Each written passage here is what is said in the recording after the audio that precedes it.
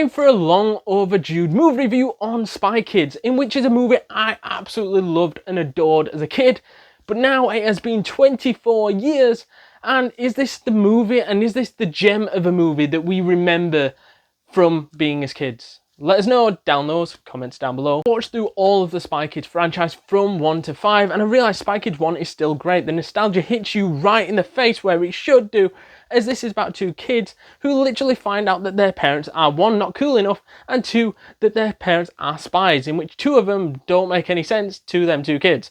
And they now have to rescue their parents, go on this massive adventure to rescue their parents after a load of stuff goes wrong. And even when they find out that their parents are spies, they get moved to the safe house. The safe house is no longer safe, and these bad guys get what they need, which is the third brain. The third brain is something that Floop and Minion want, which are the two bad guys that run the kids' TV show, in which they're wanting to use this little third brain, which is a power to be able to give to these robotic children to turn them into an army of super soldiers with brains, which at the minute they've just got soldiers that can't speak any English and just speak gibberish. And with these third brains, they'll be able to communicate, we'll be able to talk, we'll be able to be smarter and become super soldiers. And this is what they want. And since Mr. Cortez, obviously their dad, made this brain, they're trying to look for it and have kidnapped several secret agents to try to find it. And that's basically the main story. It's fantastic. You have Junie and Carmen working well together, and they've just got that really great brother and sister relationship of the sibling rivalry sort of thing. They love, they hate each other at times. It is fantastic watching them two, and most importantly, that is relatable. And also they have to stop these weird thumb things which are part of the TV show, and they're very weird, they're quite creative, not gonna lie, but were they necessary? I don't think so. They're called thumb-thumbs. Although, when we're talking about all the good things about Spy Kids, the bad things are probably that the CGI probably doesn't match up in 2025, but saying that, neither did the 2023 Spy Kids movie, because that was fucking terrible as well.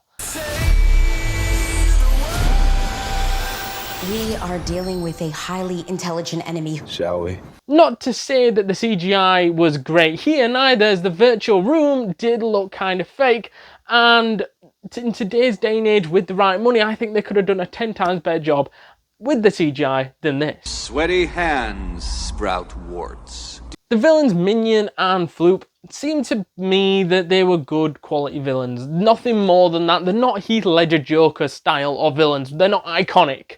They're just villains.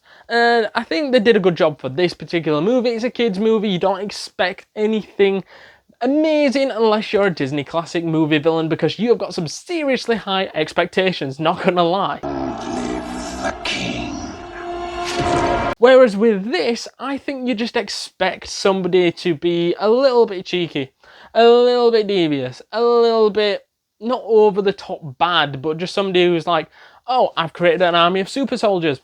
Okay, that's villainly enough. And sort of kidnapped ex-secret agents, I suppose that is bad enough, you know what I mean? And change them into these weird fooglies. So I think it's not like the greatest villain of all time, but they do enough to be like, okay, they show power, they show resources, and as well, that goes underrated in this point is that they're not even thought about as criminals, even though they're technically villains, because they're using this kids' TV show to mask the fact that they've kidnapped some of the biggest secret agents in the world and just put them right in front of their eyes as these weird foogly sort of characters.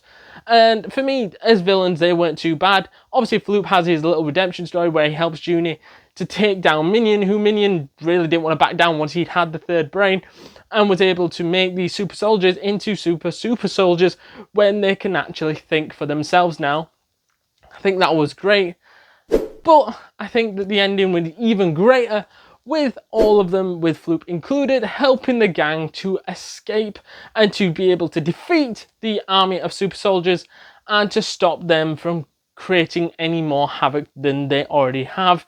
So to me, yeah, I enjoyed the ending of this movie. I think it's iconic. I still think it's as good as I remember.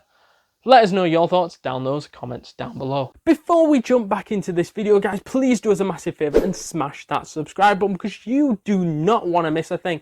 This week, next week, and the week after, because we've got tons and tons of content planned for you guys, and you can do us a massive favour by smashing that subscribe button, joining the community, getting updates to all the latest videos from the YouTube shorts to the actual videos. It is well worth it, completely free, and you will not regret it. So to summarise this movie, 8.3 out of 10 and a classic film, still nostalgic, still as good as I remember.